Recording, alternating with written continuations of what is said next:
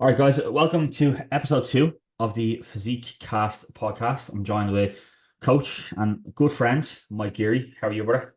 I'm good, Adam. Thanks for having me on board. I'm delighted to get the opportunity. And again, just to catch up with yourself. It's always great to have them moments, bro. Yeah, we always just speak at shows and then we always say, right, we'll definitely link up for a session and we'll link up for a coffee. And we just end up talking at the next show that we bump into each other at. But I wanted to just to invite you on today, man, as the first guest on the podcast. So that's a good thing to have the A first. good accolade to have Yeah, here now. good accolade Appreciate there. it. Appreciate it, mate, as always. No, because to be honest, mate, you're someone who I've always looked up to in the coaching space, and someone who, whenever you've given me advice, I've always really ran with that advice, and it's always stuck home because you are someone who, for myself, it's like a progression run that us coaches follow, and there are coaches like yourself who I do really admire and look up to, and I wanted to just kind of run through a lot today about your own coaching brand, certain clients that you have, and everything. So if you want to just give everyone who is probably living on the rock if they don't know you, anyone who doesn't know you, kind of who you are, what Yeah, you do, what your coaching team is, what your coaching brand is, etc. perfect. So myself, Michael Geary. So I started coaching back in like 2017, 18, more so just a few friends back home. Because like I've been interested in physique development since Jesus, 15 plus years now. Like it was all of myself, like you know yourself, like I'd be kind of watching things online and watching things through YouTube and literally was learning from my own mistakes. Like I'd go back and like I'm trying to set up my own diet, set up my own training 7 days a week. And then I just wanted to kind of delve into it because, like, the way my mind works, I need to understand everything that I do to a high degree. And like, it was the same thing. Like, I did college, I did mechanical engineering, I have a master's degree and all that as well. I worked as an engineer, I worked in aeronautical engineering, I worked in Johnson and Johnson design of like hip implants, knee implants, all that technical drawing side of things. And like, my whole thing was just to understand things at high level and detail. And then that's when coaching kind of came in, where I just had a great interest in my own physique development. I could see my own changes. And I'd have friends asking me, like you probably were yourself, or you might have had as well in around the gym, just guys asking you. And I'd be like, look here, I'll set you a training plan, set you something with a bit of a diet. And actually the reward you got off that was just like immense when people were doing it. So I kind of took the plunge in kind of 2018, coaching a few friends, went official with my own coaching brand just under Mike Geary coaching in 2019. I think it was start of April. April 2019 was like the official, like do the books, all that. While I was still working I was working as a senior engineer in Johnson and Johnson. So I was kind of managing kind of a high stress job with this, had a few clients. I was in the middle of my own prep. And literally, what I just enjoyed it so much that it got to the stage that I was getting busier and busier, that I had to hand in my notice. Within like 6 months of setting up the official business, I quit my full-time job and I was able to like literally pursue the dream of coaching. Whereas you know yourself from like working with people, like the achievement you feel when you actually get that transformation, or you get that message that you've changed my life, or I never thought this would be possible. Literally then it just kind of went strength from strength. I very interested in bodybuilding, like as yourself. The goal is always, like when you start coaching, you're not going to get these high level athletes coming in. You're not going to get people who are really, you get the odd person that might be interested in competing, but it's not going to happen week one.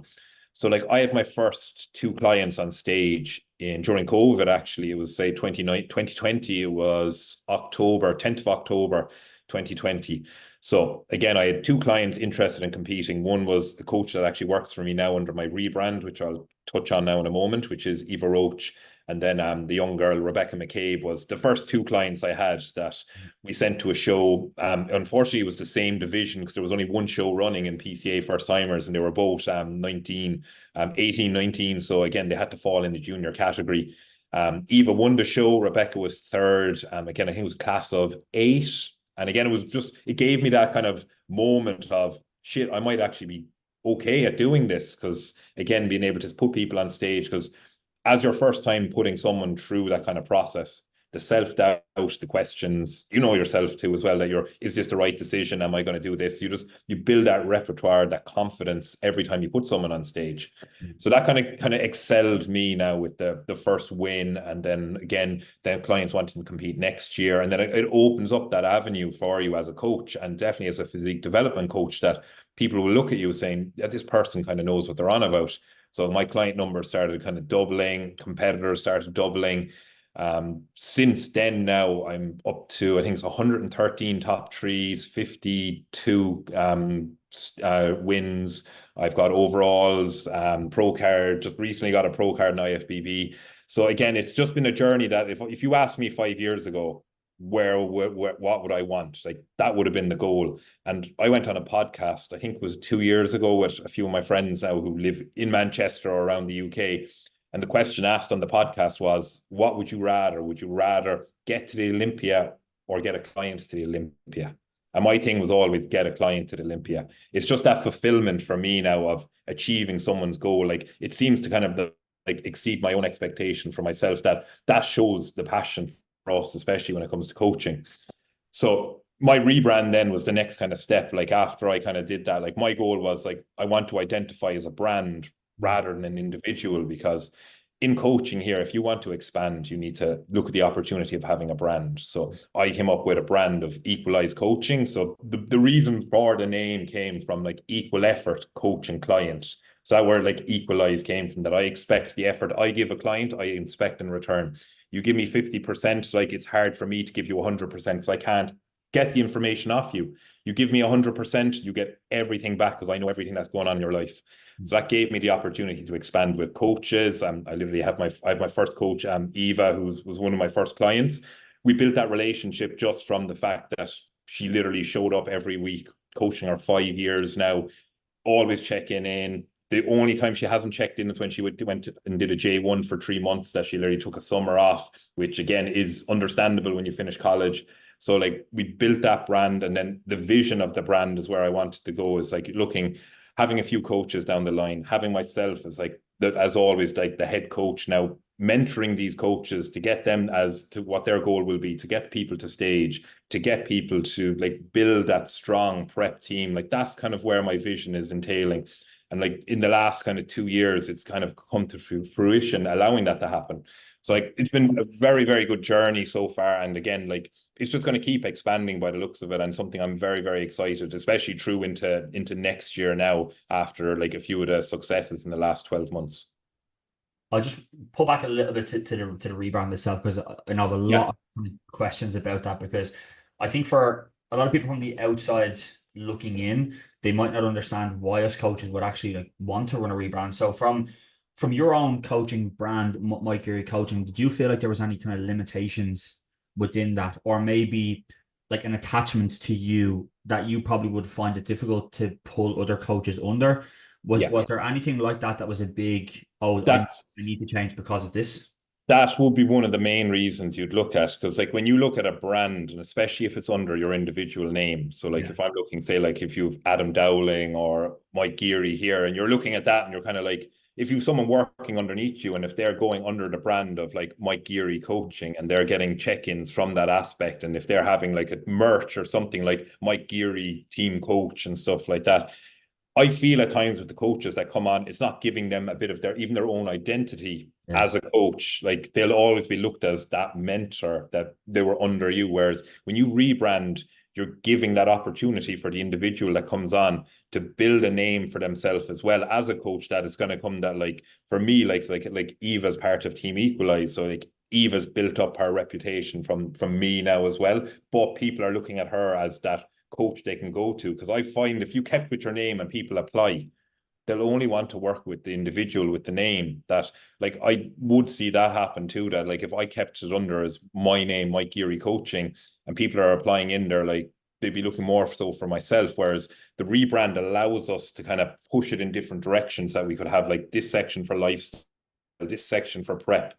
Like, you know, like even when you've done your recent rebrand now, and again, congratulations on it, Adam, having the rebrand. Like it is, I know what it's like, it's stressful getting it set up, but you can see it takes, like, as much as sometimes you're giving up your name, which can be a little bit kind of like, oh, do I really want to do that? It opens the doors, like you have 3 or 4 extra doors opened in front of you. Yeah. And that's, I think, the big thing people probably don't see is it's almost like having that umbrella effect, where it's not Mike, it's not Eva, it's not the other coaches down the line that you're going to bring in. You're all kind of under as one. And yes, you are like the main driver and you're the head coach, but from the external looking in, it's nice that people don't have that biased towards just you anymore. Like when people come in to equalize, like, okay, we got Mike and Eva. It's not just, oh, this is Mike's coaching brand and we have Eva underneath it. And like you said, it's a great way to put it. And maybe something that I never looked at as well. It's having the coaches that have their own little bit of identity as well, which is a brilliant way to view that, I think, which is fantastic. So within the coaching brand, you're going to predominantly going to be the prep coach now, right? You're going to main drive that ship from the prep coaching. Eva's role then, Eva does, is it prep and lifestyle, or does Eva just do the lifestyle? So like starting was lifestyle only because again, like you need to build them Yeah. results with lifestyle clients first. Because like as Eva is a high level competitor now as well, like and especially where she'll be going next year, like I want her to have that opportunity to prep. So my first step and like what I'd always recommend if there's any coaches listening that are looking to rebrand, take on coaches, start them on lifestyle. The next step is always a kind of physique challenge or a photo shoot challenge because you need to test them under a bit of stress and pressure. Because like as we all know, a photo shoot doesn't mean you need to be stage lean. A photo shoot is the individual's interpretation of the look they want to bring. So they can be shredded, or as they could be like equivalent of our show look, that 6-8 week out look. And it gives that coach, it gives us as the head coach the confidence that like if we need to hold our hand every step of the way, it shows that that coach probably is not ready for the demands of comp prep. Yeah. Like with Eva now, like she ran her photo shoot. She asked me a few questions. I helped her at the start of peak week, and she literally ran through with minimal questions and absolutely smashed it. And that showed me that like she's ready for the next step.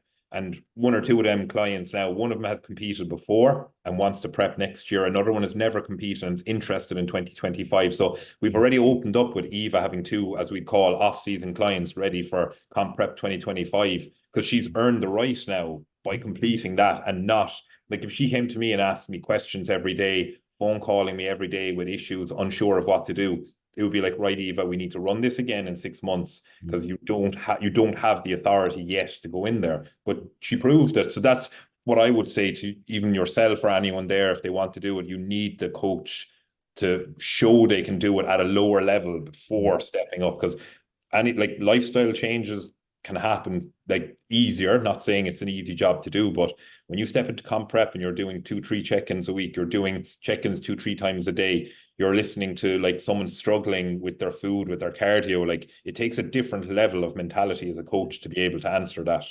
Yeah, absolutely. Absolutely. Just skin the game, isn't it? Yeah. Skin the game has to be earned as well. And you're right, man. It has to be earned. Um, within bringing a coach on to a team, I think this is a Yeah. very interesting thing to discuss. Obviously, with Eva, you've been working with Eva for 3 years, leading into that relationship turning into a professional relationship. If you were to bring somebody else on, what would that process look like for you? Would you more like headhunt that individual, or maybe a coach that you see with unbelievable potential that you know, okay, they in the right environment with the right support network, they could flourish? Would you advertise for it? Because I know different coaches will work in different ways. And I know for you, probably very similar to myself, like relationships are so important, and having that ability to build and grow a relationship with an individual, Yeah. it makes it easier to transition it into a professional relationship. Obviously, now in the near future, your coaching team is gonna expand, and you're gonna start growing even more than you guys are at the moment. What's that process gonna look like for you? Because I'm very interested to hear that. Yeah. No, that's perfect. Because like even with myself, I didn't rush the process of coach number two Yeah. because I wanted to make sure that like with Eva, she got what she needed and she had the ability to progress to the level that I wanted her to and like the level she is at now. So for me with the next step, like even when I took Eva on, like I probably had 10, 15 plus coaches in my DMs asking for the next opportunity. You probably know it as well when you do something that there is people dropping messages. But the way you have to look at this is like, as you said, it's going to be that relationship with the individual. Because if you look, the way I look at it now as well is if you take on, not like as in like a random coach, someone you've never had conversations to a high level with, someone you don't understand their mindset or even where they want to be. If you take on someone that looks like someone, say someone who's a decent enough coach, you take them on. What's stopping them 3-4 months down the line disappearing and literally just going, right, I got the information, I got what I needed off this individual. Now it's time to grow my own business. Because like I've had Eva over 12 months now, and it just shows that like because we built that relationship and the trust she has for me and the vision I have for her and the vision that we have, like we have a vision of coaching, posing. We've like this big roadmap set out of where we want to go, that I feel you need that relationship. And like there is a few people now who've messaged me previously that like I haven't coached, but I do speak to on a regular basis, that I'm kind of looking at that when it's time for me to make that move, that I will talk to this individual and will kind of see where their vision aligns to. Because you have to be careful in this game, because as much as like you are giving them the opportunity, a head coach can get burnt very quickly as well with, if it's the wrong individual. Because again, at the end of the day, it's your brand. They can come in and they can piss off after 3 months and they could leave it in a worse place than when they came in. So it's just that little bit, you know yourself, that like you need full trust. Whereas that's my thing is there. Like I need full trust in an individual when they're coming on board. And it's the same thing when I'm prepping someone, I need them to give me full trust. If they're not giving me full trust, we're not going to get the result the individual requires. Yeah, I agree. When we were setting up the lifestyle project, my kind of second sub company, we advertised. And it's the reason why I wanted to ask that, because when we advertised, I got a very different side of that industry where it wasn't about trust. It was just about people just inevitably looking for a paycheck. And that was a very hard thing to do. Now, when we did take on people, we took on two coaches that I had coached previously and a coach that I was a very close friend of mine. But we did probably 10 or 11 interviews of coaches who we probably both know and perceive to be online as quite busy, and coming in just openly saying, look, I'm just here to get paid. I'm just here to, coach a couple of clients, collect my paycheck at the end of every month or every 3 months, whatever it is with the transformations. And that's all that I'm here to do. And that's kind of a scary thing as well for people who might not be able to catch on to that, because they didn't say it, but indirectly they said it. And I could kind of tell from the conversations. But I think the two of us having that priority of relationship and priority of trust is so important, because like you with Eva, with myself, with Mark, and then with the other guys I brought into the lifestyle project, I've known them. Like I brought in Neve Malloy, who I've coached for almost 3 years now, and Mark, who I did like numerous consultations with, and Philly, who was a very, very close friend to mine. So that collectiveness of trust was there. But it's a tricky one, isn't it? Because you might get an offer, or you might get a message. You said you got tons of messages coming in. You take one glimpse at their Instagram and you think this could be a good one, but it's just that fear, isn't it, of them not portraying their promise, or them not fulfilling what we need of them to represent our brand in the best way. Which is it. I just wanted to ask that because it was in my mind, and I'd love to hear you can tell from the individual, because like I'm even thinking back, like I've had two coaches that were messaging me, but when they were messaging me, they were messaging me for months, and they were just asking general questions on why I do certain things and why would you do this with a client. And it showed to me, like, say if I was hiring them, they'd be two names that would stick out to me that would be interesting, because they already showed beforehand that they were interested in the process of coaching. Whereas if I just if we launch a brand and you get 5 or 6 messages, like literally, like I had people from like the UK applying in as well, like even from some parts of the country, and they might have like this. I go on their Instagram, there'd be nothing related to coaching or results, and you could see, as in, like you said, it's a paycheck they're looking for. Just really, like I had one message, I remember someone saying they had 2 kids and they had a mortgage coming up, and they're looking for a bit of extra income, and then coaching would work for them. Like, you know yourself, like you can tell that. So that's why you have to prioritize the relationship with the individual and be able to like trust in everything. And it's them becoming married to the concept of our coaching brands as well, isn't it? Like when you laid out that roadmap for Eva, like, look, this is what we're going to do. Like you said, posing, more coaches coming in, business development. Eva has to be like, right, I'm going to fight this fight with you, and we're going to do it together. And it is almost like it's a collective. It's like you're almost like partners in a business together. Yeah. Whereas when you just have people who are coming in just to collect the payment, they're not going to ever apply the same level of commitment that Eva would. And that is one thing that, that kind of word commitment, something that I really want to speak about today, because I feel like you have this great relationship with your clients, and a lot of that is based on long-term commitment. Like you've worked with Eva for X number of years. I remember like Rebecca McCabe, and then you said earlier on, like I remember Rebecca was kind of one of those pinnacles for you at the start, wasn't she? She was no, she was, because she was winning show after show. And again, like at the moment, she stepped away from bodybuilding. Like she's just kind of prioritized her life, which again is perfectly okay for a client, but who knows down the line. Whereas, like again, we've had that 2-3 year of coaching, Eva 5 years, other clients 3-4 years. Like they're the ones that you know that literally like they'll always be there and ready to come back if needed to. And like this, as a coach, other aspect you do is when you have a long-term client that leaves, and like sometimes it's not on your coaching, it could just be a change of direction in the individual's mindset. That again, it's how you handle that individual leaving. Like if I had a client after 3 years leaving, I'm not sitting here getting annoyed and all that. Like I'd be like a bit like, oh yeah, look, would have been cool to get them further, but you wish them the best. And then you say, if you ever want to come back, the door is always open. You do hear horror stories of client leaving and a coach literally slating them for leaving or going to X, Y, and Z. Oh, why are they going here? Because am I not good enough? Like it's that respect you have to show both ways. Like, Yeah, of course, man. I think there's obviously something that you do right in a sense of building those relationships, because like we spoke about it before that we started the call, like those long-term relationships are actually very few and far between. Maybe that's a bit of a commonality that me and you both actually do have, is that we do have those clients that we work with for a long time. yeah.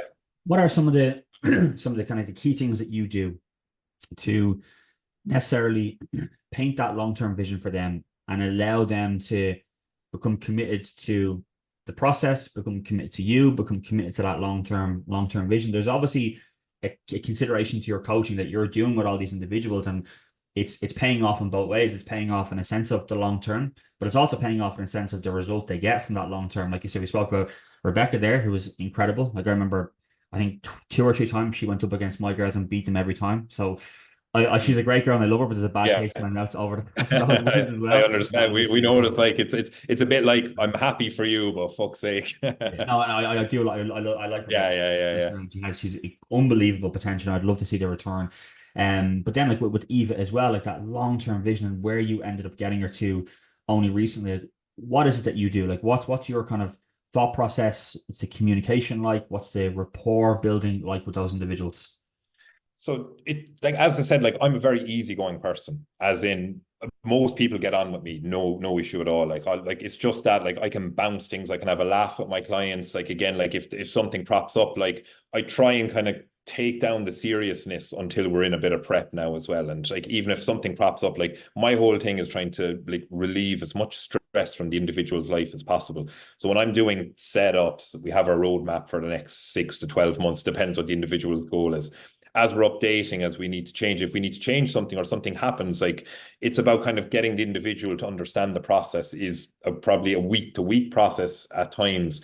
So what I find does help a lot now is, especially when you know yourself, if you have a client who's got like an event coming up in 5 or 6 weeks, they get so attached to something that's 5 or 6 weeks away. My whole thing that I develop with my clients at the start is all that matters is our current 24 hours, the next week, the next weekend that's coming. That's all that matters. If you tell me you've got a christening in 5 weeks' time, that doesn't matter until we're in that week. And it's trying to get that stress level that the individual can come to me and like, okay, I don't need to worry about this. This is 5 weeks away. And the same thing when I have a client, if they have an issue, we'll talk through their issue and like I'll break it down from the most logical point of view that I can. If they're asking for, say, if I have some of my clients, I have clients that are enhanced as well. If they're questions about something, I've my own little slides made up on my screen of explaining what X, Y, and Z does, how it operates.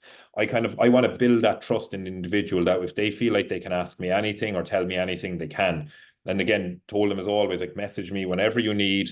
And again, like if it's a late night message and if I don't see it, you're the first message I'll see in the morning. It's just to keep that level of like communication with the client. Because if you're a coach that tells your clients, right, talk to me on check-in day and check-in day only. If you message me, like it is out there that if your check-in day is Tuesday and you message me on Wednesday, you won't hear, I will reply to you next Tuesday. Like that doesn't work. And like I want to build with my clients. If someone checks in on a Tuesday and if they had like if something happened at the weekend, I might tell them, okay, look, relax, check in again Thursday or Friday and we'll discuss your goal. And I find that you're giving them that they didn't feel their week was wasted, that if you have that opportunity to do it, like it's going to build that repertoire that they can trust you and show that you're not chasing a paycheck at the end of the day, that you're interested and you're invested in the individual's goal. Yeah. 2 things I took away from that. Number one was that ability to go above and beyond, which probably sounds so simple, but you know, if there is coaches watching, like if your clients check in on a Tuesday, like you said, and they message you on a Friday, it's your job to reply. You know, one thing that drives me absolutely bananas when I understand the concept behind it. You know, when people say, 24/7 WhatsApp support. I know that's not realistic, and it's not a very good thing to say, but the concept behind it is great, that we are accessible all the time. And Yeah. that's something that I definitely took from you. Another thing that I took away from that was the kind of understanding. Now, obviously from the external, right, how people view your coaching. Whenever clients come to you, I feel like they always take this immediate shift in a sense of the training like dramatically starts to improve. So like execution demands, tempo, but then just their total understanding of these processes. Like I feel like you have this great ability to take somebody and let's say it was a first timer, and within 2 months they are speaking of a language of a competitor who's been doing this 5, 6 years, or their training structure or just everything about them seems to level up. Is there there obviously must be a big element of your coaching process that's built around education as well, and built around like building them from the ground up. Is that something you do from the get-go? Is it something that you inherently always incorporate, or like you said, if there's a question that comes up, you take that time to just dive into it in as much detail as possible? It'd be a mixture of nearly all of it now. Like as in when a client comes on board, like if they have big physique goals, like the first thing is for me now is going to be habits, execution. Something my clients will hear me talk a lot about is your routine and habits. And I get into a lot, like if I see a client and if I see something's not going well, I'm always hounding them about their daily habits, their daily routine, and like just pinpointing little bits that I can make them a better individual. They might think I'm pissing them off for asking the same questions the whole time, but it's for me to break into that habit. And the same thing when it comes to training execution. Like I've clients now as well, and some of them are like, oh, I'm not really comfortable bringing a tripod to the gym or stuff like that. And I just tell them, look, take your time. Like I don't force anyone. I'm kind of like, take your time. I would like you to do it. But when you get clips off a client, the difference you can see and your little manipulations, like the ability and changes I've made in some of my clients' executions. And even for myself, like I train in a private facility here in Manchester. It's called FLF Performance Center.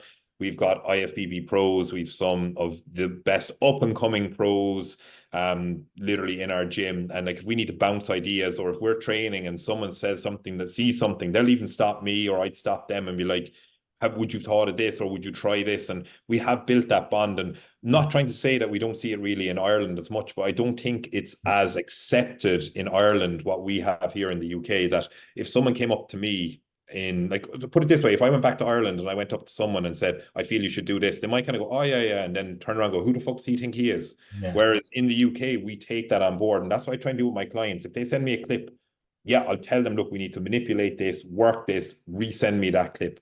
Like I hound, and even my lifestyle clients, I have 2 lifestyle clients that absolutely love training, and they're sending me clips 2, 3 times a week, and we're breaking them down. And the same thing when they have their questions. Like, as I said to you earlier, I want to understand everything to 100%. I have this type of process like in my brain now as well. When I learn something, it sticks here. Like I like a picture graphic memory. If I see something, I remember it. So that's why I'm getting into high detail. When I've done the J3U, I could literally read off any slide now if I'm going through thyroids, going through whatever. It's literally sticks up here. So I have that all imprinted for my clients, that if they ask me a question, I'm not there. Like if they ask me even on a call, I'm not there, oh, let me get back to you later. Like I'm giving them that bulletproof answer instantly. And if there's a topic I don't understand, I go and learn it. And I think that's what they do. Is if I tell a client, like they ask me a question, if I wasn't 100% sure, I'm kind of like, right, I'll come back to you on it. And I will. And then they're getting that confidence that I care even more, that I'm showing that I want to understand what they're going through. Yeah. And like, I think that's what we need to do as coaches. And if you want to be a better coach, like get your training clips, review the exercise execution, questions, answer them in as much detail, like send a 2, 3 minute voice note back to them and just give them the detail, because you're putting literally, as a coach, you have to put their mind at ease. If client's mind is at ease, it's going to be a better process. If the client is unsure, it's going to be a stressful process. And we know what happens to a stressed client. They go nowhere. Yep. They go nowhere. It's a roadblock in front The of them. scales is going up. Yeah, yeah. No, that understanding was just everything I took away from that, man. Like you're creating these environments for those clients that they have a good foundation of what they need to do, but they also Yep. understand what's the next step. But most important, they understand why they're doing it as well. And that's, I think, it's a hard thing to do, because within coaching, there's so many dynamics of coaching and so many things that we need to talk about and discuss. Sometimes those intricate conversations can actually get lost in other conversations. So another thing that I took away from there was obviously your communication with your clients, it's quite, precise. Like when they check in with you, you must have a structure where it's like, where you tell me what I need to hear, give me the info, give me the feedback, and you're able to just operate through that, which can be a very difficult thing for coaches to do as well. Okay, so I want to really talk about Eva's recent victory. Let's bring it back to the start of the Yeah. prep. So was this? I know we say it's always the goal to achieve. It's always the goal at the start of your prep to try to achieve the greatest possible thing within a prep. But did you guys know, like when you seen her come off the back of the off season, in your head, were you thinking, right, this is it, like this is the time. I have a good feeling about this. So if we bring it back first, let's go back to 2023. So 2023 is when Eva made her move to NPC. So Eva was always a PCA competitor to begin. The long-term vision was IFBB Pro. That's what she wanted after our first, like when she messaged me first, she said she had liked the idea of competing in 2019. Never really looked into it, but had the idea she'd like to give it a go because she was a very, very good basketball player. She's a very athletic person. She likes, if she does something, she has to be the best at it. And that's what I've taken away from it. So in 2023, we made our first attempt at NPC. So our first show was the Hard Body Classic, 14th of July. Eva won her class. She was in the overall. She was in between. Like one of my other girls, Taja, was in the middle as well with her. And then there was one other girl that ended up winning the show, won the overall. And then that girl won her pro card, I think about 6 shows later. So Eva's first attempt was a regional in the UK, won the class, and then we brought her to Spain where we did the M Pro Classic. The big man. It was the big man weekend. That was in Benidorm for a change. It's normally in Alicante. And again, we went up against some internationals. Eva won her class in this, and I could see in there the potential. I picked out the area straight away: rear delts, upper back, and a little bit more fullness through upper glute is exactly what I took away from looking at her on stage, because she went in the overall and literally, like, yeah, they had the girl that won was a clear winner, so we knew that straight away. Came off stage, and I literally sat with Eva then after. I was like, that's actually when we recorded. She started coaching for me literally straight after that, because I just wanted to get her prep done. And then it was like to Eva, I was like, this is where you need it. A little bit now, we need to go upper back, we need to rear delts, and we need to get that little pop through the upper glute. And I said, you're going to be in the mix. And that's what we went away with the off season. Her training was programmed in that specific areas, and you'd see from the development she made, just coming from the waist into the upper back, and just literally with her rear delts, like it just needed that fullness and that little bit more density through it, which we brought. And then from the prep as we were going, I'm not even going to deny it, it was the smoothest prep I've ever done. Nice. To the biggest accolade that can happen in bodybuilding as an amateur. Literally, like, food was never low. Eva's mindset was just literally, she wanted this goal, and you could tell from her she wanted this goal. I'd send her an update and she'd just be like as I something I spoke to you off air about, when I send Eva an update, she'll literally say like, on it, or got that, or on it, boss, or a thumbs up. And I'd be like, check in again 3 days time or whatever. And that's all I get back. And to me as a coach, that means she understands the assignment. She understands the mission. Whereas I'd find as a coach, if a client sends you a long voice note or a huge essay of a WhatsApp, straight away, not that I'm kind of like, oh my God, it's kind of like they don't understand the assignment. And that's, they're stressing, the mind is running wild, they're probably not fully trusting the process. There's little bits that you could see, whereas from Eva, she trusted the process 100%. So as we ran through the prep, it was smooth. We got to about 3 weeks out. She was doing, I think, 35 minutes cardio or 40, one or the other. That's the highest she went to. I started pulling that down from about 4 weeks out, pulled all her cardio from 12, 13 days out. And then when Eva was running through, it was just like we had to keep feeding her up. And then we had a phone call then again around 8, 9 days out. And I kind of had the conversation with her. I was like, to Eva, I was like, this look is incredible. I said, it depends. Look, we can never say like, you're going to win it at this show, because I don't tell my clients they're going to win a pro card at a certain show. They're going to win an overall at a show. I'm telling them that they're competitive, and it depends who's on the day. And I said, like, you're going to bring your best look, because like, I know I'm not going to miss, because when it comes to a peak week, I'm not going to allow any variables on my end go askew. And it's something I'll always stand by. So with Eva, it was like, you're going to be in the mix 100%. You win your class, then it's going to be up to the judges. And the thing is, I know these judges, what they look for when it comes to muscle contest. I knew the look they wanted. They wanted that full look now with a bikini girl. Whereas you can get that discrepancy, what judges, like, because I run that as like, I have an Excel here with every judge from what goes UK shows around Europe. And I kind of, when they do a show, I look at the winner and I put a note in what they like, was it a tighter look? Was it a fuller look? So if I'm sending a client for a pro qualifier, I know what the head judge is looking for. And it's something I would advise, if it's not something you've looked at yourself, if you're going through with NPC, it's something I do recommend people do, because the looks do change. Because in this show here, I knew they were going for a fuller look. So with Eva, we had a phone call and she was like, okay, are we going to go fat loading? Are we going to deplete? From like 8 days out, I was like, nope, we're feeding into this show. We did 2,500 carbs over 7 days, fed her up every day, 2,000 plus calories every day, no cardio, steps 8 to 10K, literally ran her through water every day, 5-6 liters, just ran her through like this. And something she didn't even question, she just said on it. And then when we did the show, look, won the pro card, absolutely fantastic. In my eyes, Eva met the criteria 100%, definitely based off the judges that were there. That's exactly what they wanted. She turned around the fullness that was in the upper glute, the rear delts, exactly what I wanted. I envisioned from last year was showing, and she won it. And again, for me as a coach, like, it's that moment of like, these last 5 years of coaching Eva, these last 5 years of being in this business, 6 years, has brought to me that pinnacle goal of getting a client an IFBB pro card, which opens the door now for me now being able to call myself pro athlete coach, which again, and something that I want to stand by is I didn't inherit that. I created that, which is what I'm proud of now. Eva came as a lifestyle client and we created a pro athlete.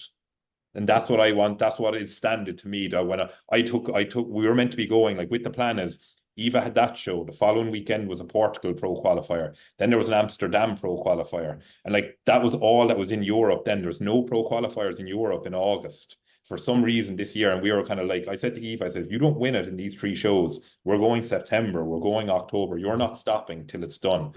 But unfortunately, like, luckily we did it in one, which again is rare. And again, we didn't expect it. But look, as well, like, as in my eyes, like, in my head, I was like, if she does in one, great, but I'm not going in telling her she's going to do it in one. So we did it. And again, man, it's honestly, it still feels like a dream for her. Like, when we were on the call this morning, like, she says, when she sees the trophy, sees the bits now, sees that she's applied for an IFBB pro card, like, it all comes real. That when you posted it up, there was a image of you two like hugging, and that I'd imagine in that moment it's like nothing can be said, but you just both like mutually knew, like, 5 years of graft have just gone into that moment. Like, you both just put in everything you possibly could do for that pinnacle moment at the end, and it all just paid off. Oh, For you as a coach, what was it's that when you heard that name be called? Like, that's like what us as coaches, like, that's what we all dream of getting to those moments of getting that first pro card, and it's not going to be the last, and it's going to be a snowball effect from here. But just talk me through, like, your sense of feeling and emotion, because I'd imagine this has been something that's been building for a long time for you, it's and it was never a chance of like, will you or won't you? It's just a chance of when. And earlier on you said with Eva, what I took away from that, it wasn't by chance it happened, it was by choice it happened. You chose to make the improvements. You chose to make what for other people might actually seem like an opposite call. Like you said, don't fat load, don't manipulate water too much, don't pull her down, actually bring her the opposite direction. Obviously, all those like little moments, those little 1+1s you were making in your head when that name got called. Just talk me through that feeling, bro, because that must have been an unbelievable feeling. That's literally, like, it just shows, like, as a coach, like, when I was making them decisions in my head at the times, I knew it was right.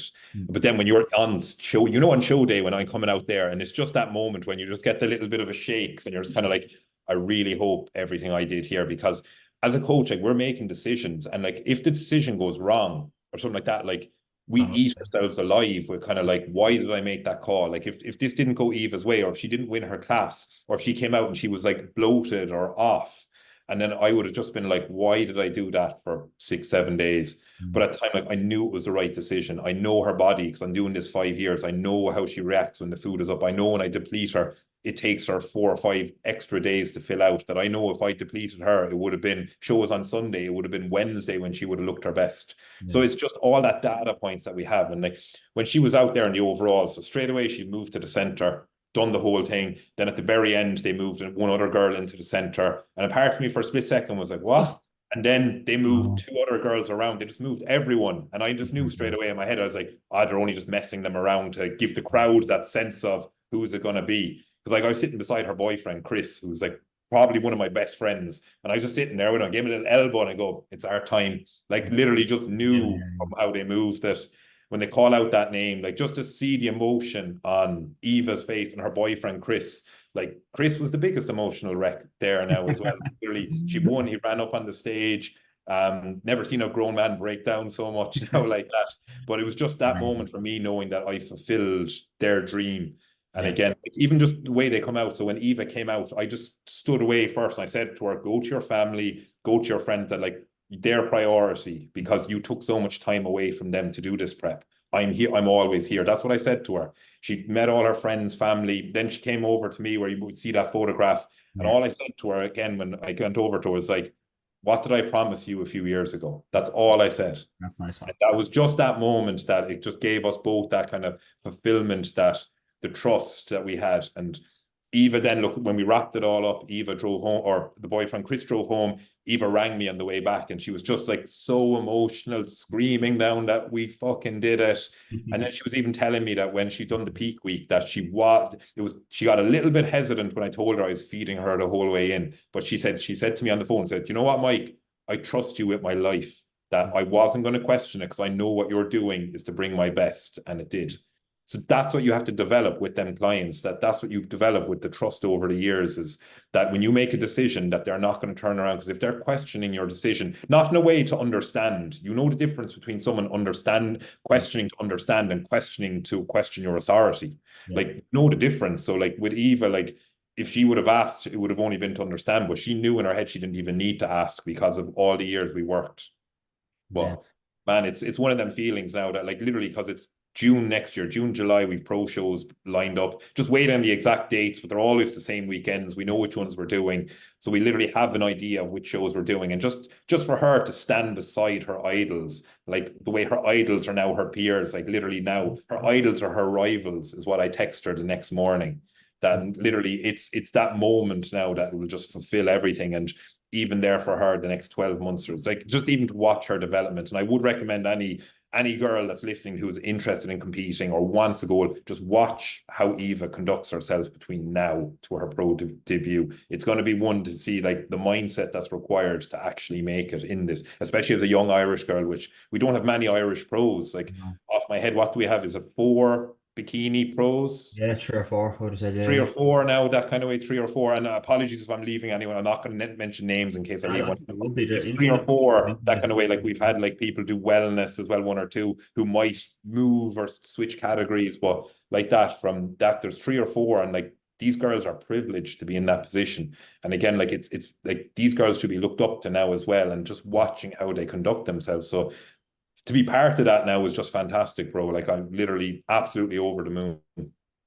And the one big thing I took away from there as well when you were speaking about Eva is that level of it almost acting like a professional before she even got there, with how she conducted her prep, how stress-free the prep was, which allowed you to keep food high, which allowed you to keep cardio down low, which allowed you to feed her up. And I think Ross Bourne put up a very good post about this recently. He said that the higher the level the athlete, the less that you need to do with them. And it was very true. And Eva, like that resonates with when you're talking about Eva there, that's just resonating in my mind because she was so calm, because she was so collected, and because she had so much trust. Those actions of a professional were already there before she even got given the accolade. She already knew, you already knew. But because she was so stress-free, for me, it just sounds like all those pieces of the puzzle just started to come in together and the stars just aligned, man. And now get ready for a pro show, which is Oh, man, very exciting. it's great. No, but like literally just as you said, because like that's something I want any person taken away from this is literally like your stressors, your whatever in your personal life and all them things going, you need your ducks in a row when you're entering a prep of that level. Like I've prepped clients and looking back now and their stress levels were so high. We made it work. We still won shows, but literally, if they Not the weren't as same. stressed, you'd see an extra 3, 4, 500 calories a day. You'd see cardio under sub 60 minutes. Like, I know I've had clients do 2 hours cardio, 800 calories a day. I don't enjoy making someone do that, but unfortunately, it's required at times. No, Like, it's the spectrum. I've done extreme and I've done simple, if you want to put it in that terms, even though no prep is simple, but again, from one extreme to the other. the main difference between the two, you look at the extremity, probably high stress, a lot of doubt, a lot of nervousness, a lot of anxiousness within the process. You look at the low stress, the less aggressive approach, it's less stress, more trust, less doubt. And I think probably maturity from an athlete's perspective kind of conducts that as well. And that's why I feel, when we spoke about long-term commitments and you having that ability to take someone from day one, August 2019, up to it was in July the show, or was it June? 30th of June, so last day. So June. literally, so it was like just under 5 years from that process. So like, it was like that ability to mature her as an athlete throughout that process. And like her prep was simple, but a lot of that is obviously down to you and the work that you've put in with her across the last 5 years, man. and you know what? Just even to sum it up, as from a coach, what you understand is when Eva started her prep at 18 weeks, like she barely dropped any weight for the first 3 weeks. And I did not care because I coached her through multiple shows. It's always the same every year. We hit that point around 10, 11 weeks out where she just rockets down. And every time she checked in, I was like, Grand, don't care. Like, as in, don't mean it like that. But I was like, I don't care that it's not moving because we know what's going to happen in a few weeks. Then we hit that like 12, 11 week mark, and then it just went snowball down. Then that's when we had to make that move. So that's what comes with the trust, because she knew straight away that I wasn't adjusting that far out, even without any movements, because I know from past experience of how this is going to play out. Yeah, that's incredible, man. I think that's probably a positive note to wrap up on then. Man, that was Definitely, yeah. really good podcast, great introduction into yourself, the brand. And I just think from coaches listening to this, like, how can you not, coach or athlete, how can you not take inspiration away from Eva's story and what you guys have ran together? So do you want to just kind of let everyone know, dude, where they can find you, if anyone wants to inquire for coaching or kind of ask you any questions or info, like what's the best platform, the best space to reach you out? Yeah, so I'll all be on Instagram now. So it's under Mike Equalize Coaching is where you'll find me on Instagram. I have another page just under Equalize Coaching, which is the coaching branded page. For anyone that's interested in Eva's coaching as well, it'll be Eva_Equalize Coaching. So you'll find us all on that. Something I probably will bring back again eventually, something I've been off, would be my own podcast and a few bits like that. And something I am looking at trying to even set up potentially with Eva as well. It's something that we might have a little discussion down the line, but that's where you'll find me. But Adam, I'd like to take the opportunity to thank you for taking me on as your first guest again. Always a privilege to get these. And again, it was great to catch up in this environment, but just to have that kind of chill conversation, just about all things positive, about like where we both want to go. And again, man, I'll be there and congratulating you when you secure that pro card, man. And like it is, it's a matter of if, not when. Thank you, my man. Thank you, brother. I appreciate it, man.